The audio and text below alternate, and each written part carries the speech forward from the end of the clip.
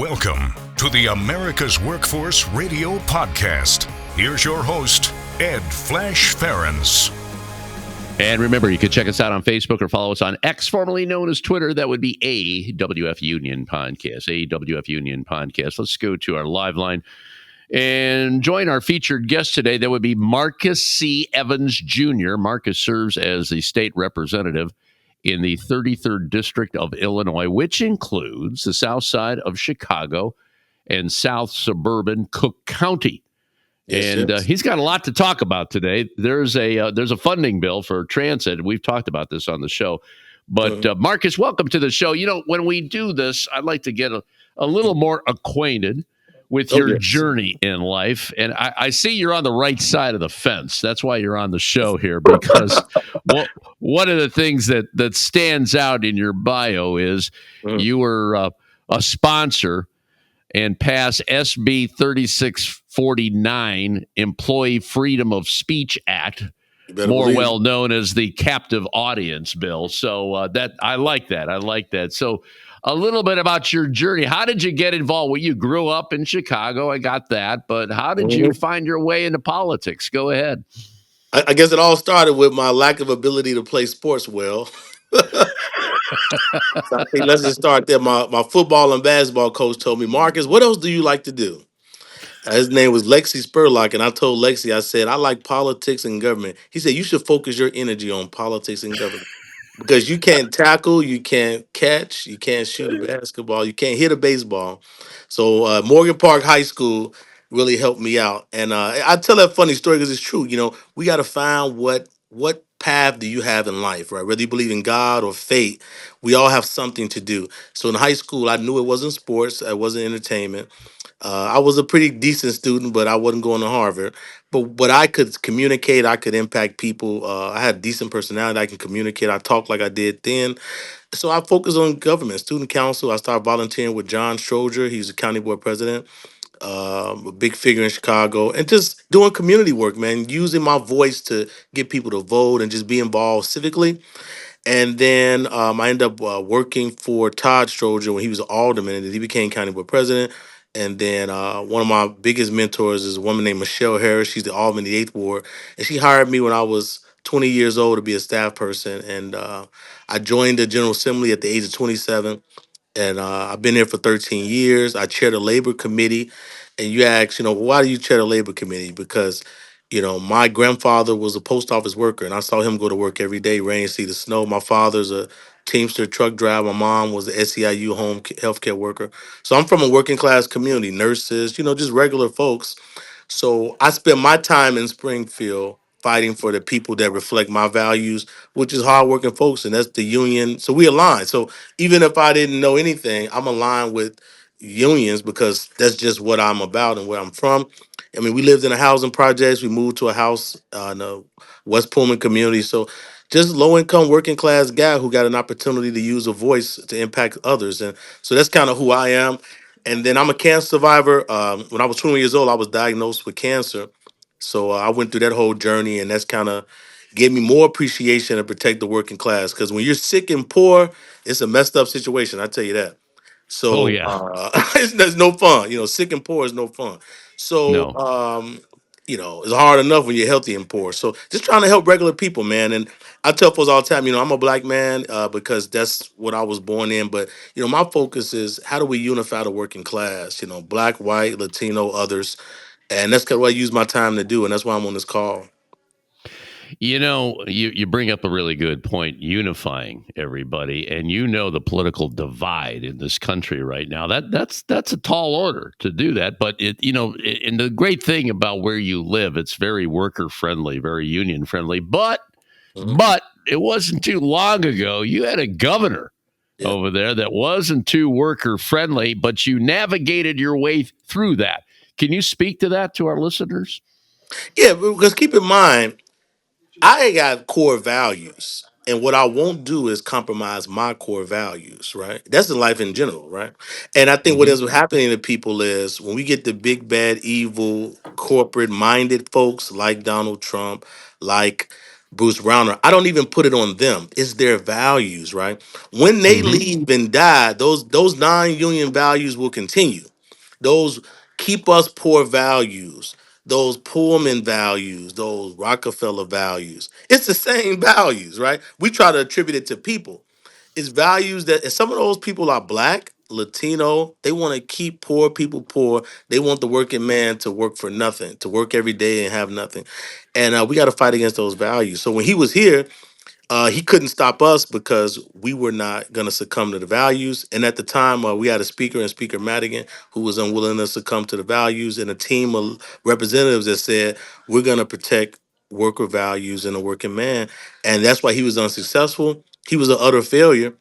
And we have to continue to fight that. And we can win in other states too. We just got to believe. I think some of those leaders there just stop believing, but you got to fight and believe because it's worth it. Hmm.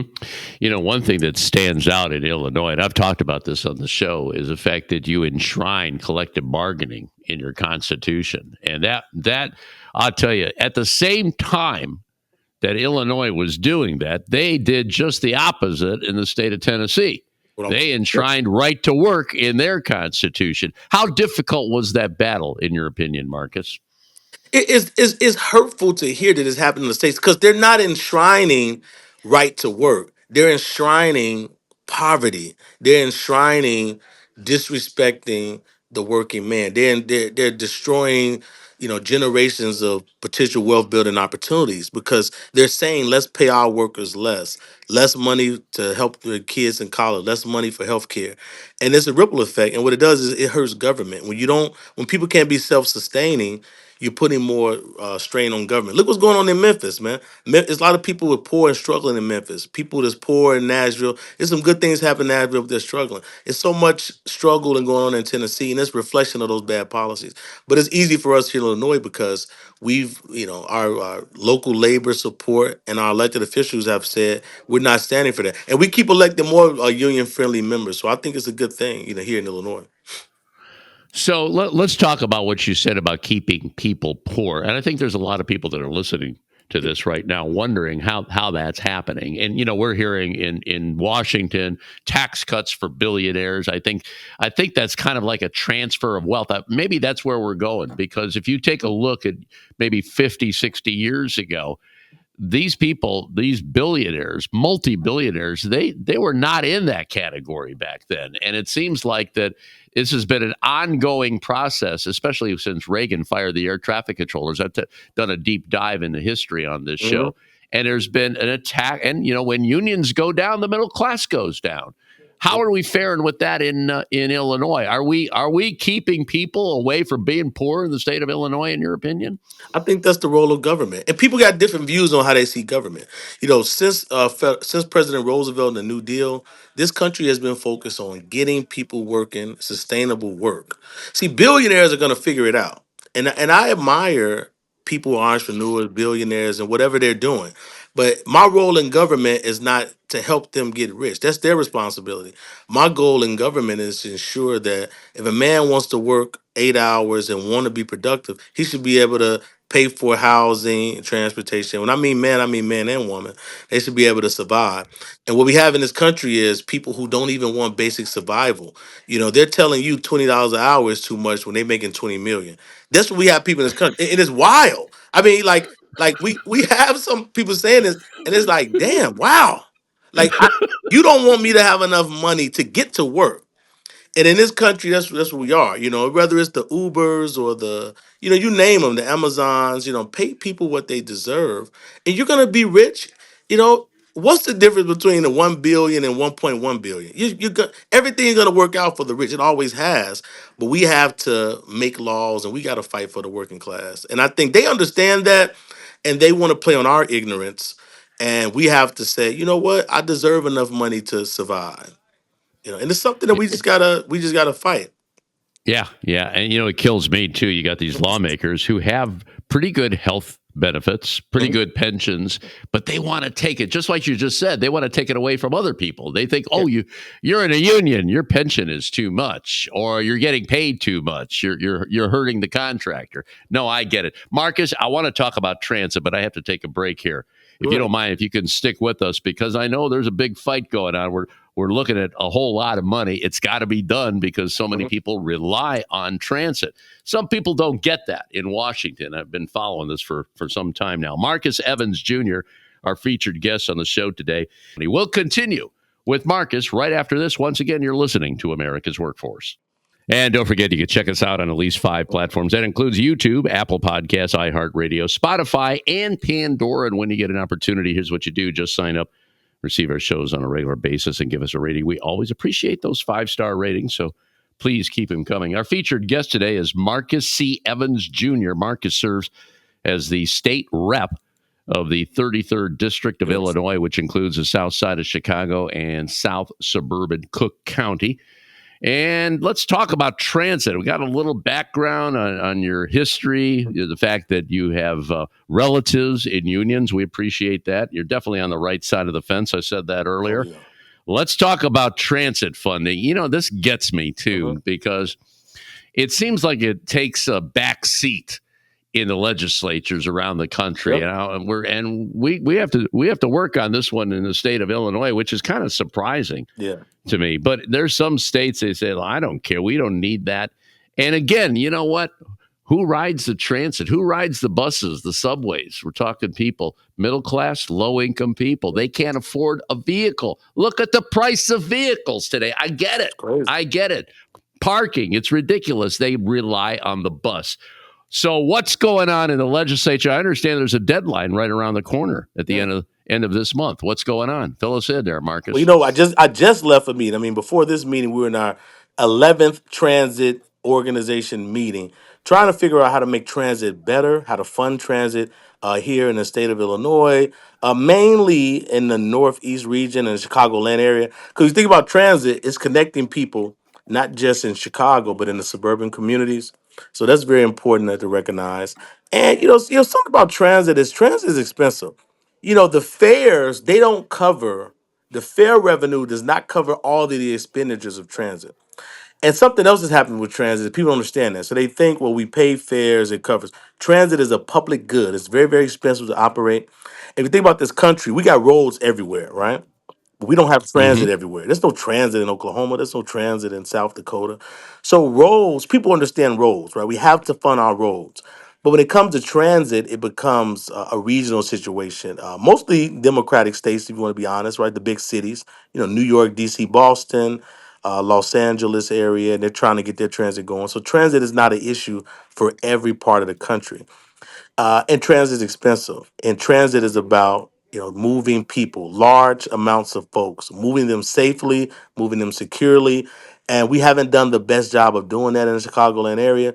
So right now we're at a crossroads. We can improve how we deliver transit, and I think that's what's being figured out now because and COVID didn't help. During COVID, transit lost a lot of dollars from the fare riders, right? Because people were not getting or utilizing. People were staying at home. So you add in all of the issues to transit. I say issues create opportunity. We have an opportunity now to make transit better. It's gonna cost, so we're gonna have to invest. And when we say invest, we're talking about tax dollars, but it'll have a positive effect if we do it right. And right now, we're trying to do it right. I understand there's two bills right now. One is at $770 million, and there might be another one, 1.5 billion. Mm. What's the difference here? What are we looking at here, Marcus? Yeah, well, there's the labor bill which I'm sponsoring, and it could possibly potentially be over $1 billion. But those dollar amounts, I think, are skewed in the views. Remember what I told you? People who make $20 million complaining about $20 an hour. Our state Mm-hmm. budget is over $80 billion. Okay, we collect a lot of tax dollars in this country and we expend a lot. The question is, what are our priorities? People love when it's impacting working class and poor people to add up the dollars. I love it so much. It's a propaganda that we have to stop falling for. I tell people in my community, what's the difference between $1 million and $100 million to you? You're a working class person. We want what we want in this country as working class people. We just demand it. It's our money anyway. And if it's going to something that's a public good to help our community, we should focus on that and we should do it and do it right. Because the cost of public expenditures does not go down over time. You have to do it right the first time. And I would rather pay $1 billion for something, not 700 million, if it's not going to cost me another $2 or $3 billion later. And this is something that we can understand as working folks. Doing it right will save you money over time. Doing it the cheap way will what? Create more problems. So if it costs $1 billion, let's invest $1 billion to do it right, to make it safe, to make it affordable, and to make it accessible and fast. Don't just put a band-aid on a gunshot wound. Let's do it correctly. Let's do the surgery needed to provide the public good for the public people. Marcus, are we doing what it takes to get this done correctly, in your opinion, right now? And we have a Yeah. deadline right around the corner Well, here. the answer is no, but not just right now. From history to today, we have not properly funded public transit in the state of Illinois. It's not safe. I don't know whoever is on this. Do you want to get on the CTA and travail all over the city of Chicago? It's not as safe as should be. We do not have dedicated transit police, transit security. We do not have that. They have it in New York and other cities, right? Is not affordable. The fares need to be reduced so more people can be induced and encouraged to get on public transit. It is not as reliable as it needs to be. We need to pay the workers more and create a more atmosphere of safety. Workers are being attacked. Don't take my word for it. Go online. ATU workers are being attacked. ATU workers are at fear and risk of their lives when they're at work because there's no support or security mechanism for ATU workers. Our police are doing a great job on the streets, but if you're in a subway, what is it going to do good to have a police on the street running around? So we need folks protecting the subways and our workers. So there's so much more we should be demanding in transit. And if we do it right, the costs will decline over time. That's what happens when you do things right the first time. And you know how it is, Hmm. Flash. Anything you pay for, you take the cheap route, and what it ends up doing, costing you more. And that's what we are doing. The cheap route is always to do what? Pay the workers less and keep the product down. And what happens at the end? You end up having to fix the problem. So let's do it right. We're at a place where Yeah. we can just do this right, but everybody's talking about these dollar amounts and fear mongering. Where do you think the money is going, Flash? It's going to the workers, right? It's going to Right. the ATU Right. members. It's going to the police who are going to be police union members, right? So they want to fear monger you on costs. It's always going to be a cost. The issue is, do they align with our priorities? There's the old line: "You could pay me now or pay me later." Yeah. And I know you don't want to do the later part. Get it done now and get it done right. Mhm. How close are we? Are we? Yeah. That's my next question here. Well, we just left our 11th meeting. So, and so the work is being put in, right? But when we're doing policies, the question is, your listeners, yourself, our advocates, keep the pressure on elected officials to do it right. The easy way out never helps the working man, right? Not prioritizing on things never help the working man. Let's make sure whatever product we pass this, it makes the fares less, safety. Let's accomplish the goals. Because sometimes you can just do things for the sake of doing it. People always tell me, if I say pass a budget. No, I don't want to just pass a budget. I want to pass a budget that's doing something and doing something for the people that I represent, which are the working people of the state of Illinois, United States of America, right? What is this trying? Not a budget, but is this a budget that's going to benefit the working man? Because the rich are going to be okay. Remember, they're going to figure it out. They always figure it out. Is this helping Yeah. the Yeah. working Yeah. man? And I think if we're not going to pass legislation to help the working man to make it better for the commuters, better for the workers, what are we doing, right? And that's what I'm demanding. Hmm.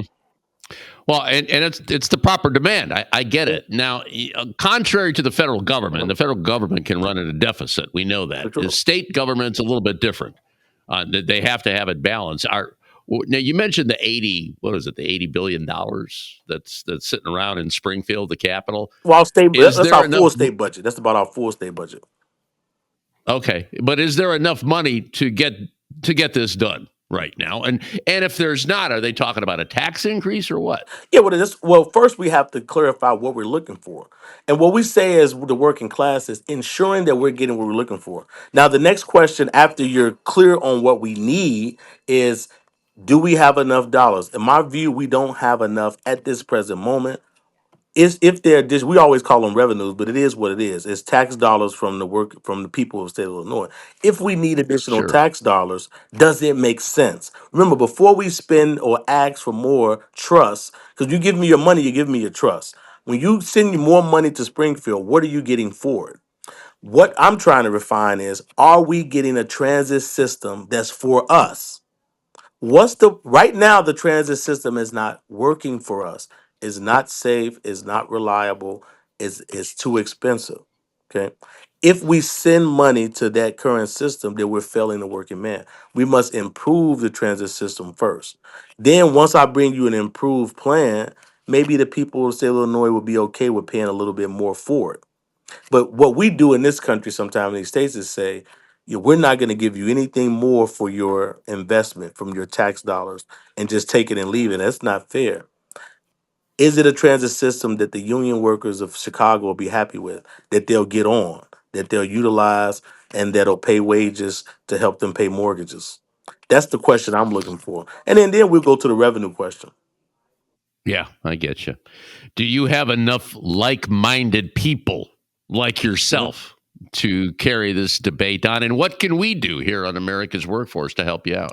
Well, just keep, working class people sometimes forget that we're powerful. We're just not powerful alone. We're powerful in the group. And I think the union mantra goes to any marginalized group of folks, right? I am not powerful. We are powerful, right?